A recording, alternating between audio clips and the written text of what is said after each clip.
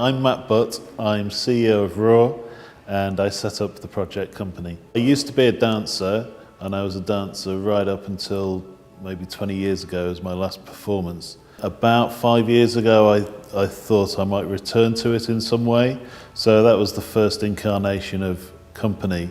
It's very much more about dance for older people and people who wouldn't necessarily be given the opportunity to take part in a dance class because it's a secret, because dance is for everyone.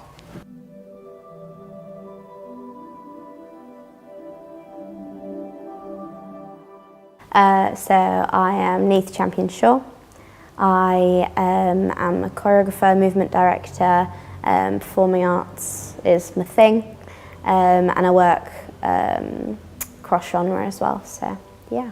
I came on as a dance artist. At the start there was a lot of Matt's input and things to kind of explain what we were going to do with the project, and then I kind of led the sessions, planned the sessions, got to know the ladies, and had a fab time. My name's Jackie, and I came to this group from the very start because I'd seen it advertised on a Facebook site that I signed up to. So my name's Tracy, I live in Rotherham. I am definitely over 50, quite a way over 50, and I started about a couple of weeks after it had been running last October.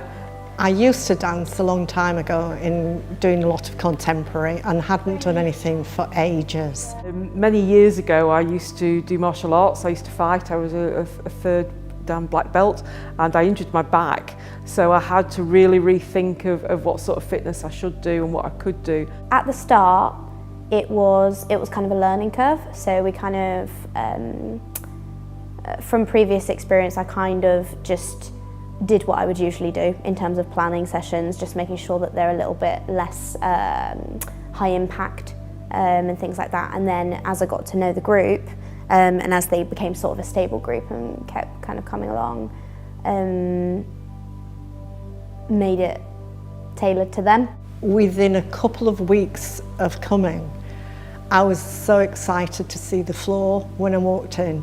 And I've not had that feeling for a long time, that the first thing I want to do is get on the floor, work on the floor, stretch on the floor. And it really took me back to how I used to feel. I think at first it was a little bit daunting because you were expected to be told what to do, but this was more of, well, you think about what you might want to do and let's formulate that into some sort of dance routine and sort of like moving to music. So it was quite innovative in a way, really, yeah. There was one session when we kind of played with walking in heels and stuff, and I feel like we did some of that on the dancing day and stuff like that, so I feel like it was taking like pedestrian movements and making them like into dance and like elaborating on them stuff, and I feel like that was really fun. I feel like we just played a lot.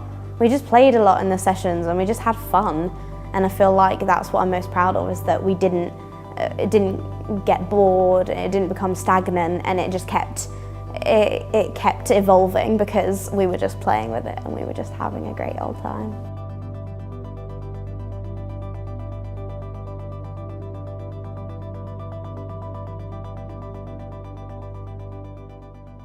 My name is Angna Mohammed. I am the Sense Centre Manager at Coleridge Road and Unit 4.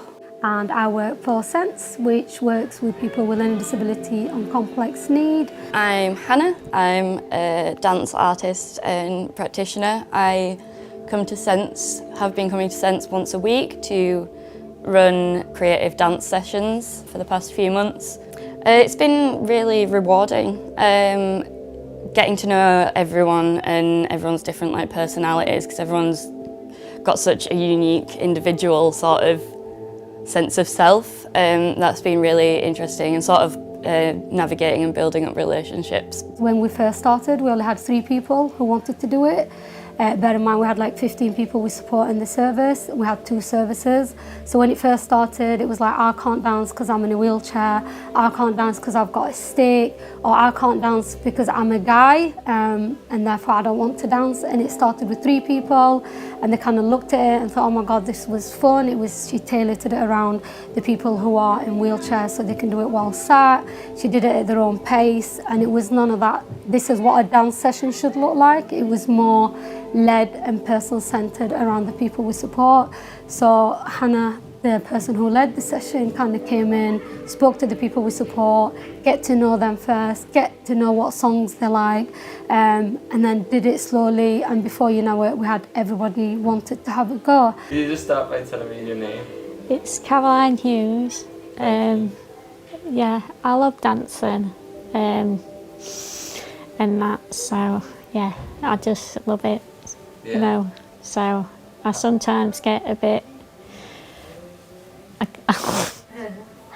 yeah, nervous, and you know, so sometimes my sport worker has to let me just move, because sometimes I get a bit lazy and you know, so I don't want to get up, so I have to get something up with Della. And so, yeah, so when I start dancing and everything else, I get there, basically.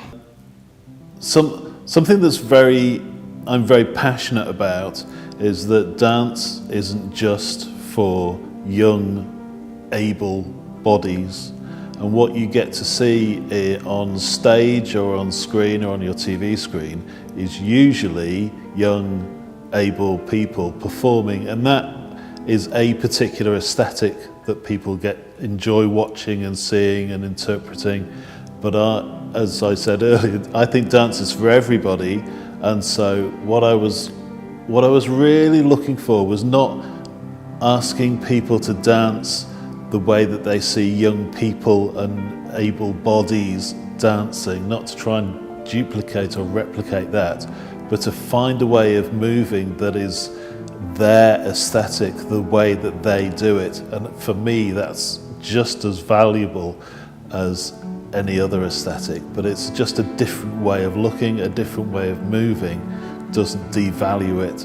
And I think it's really important to focus on those values. And what I found from the 2 groups is their willingness to explore that, to find the way that they move, to be proud of that, and to explore how they could develop that once they found it.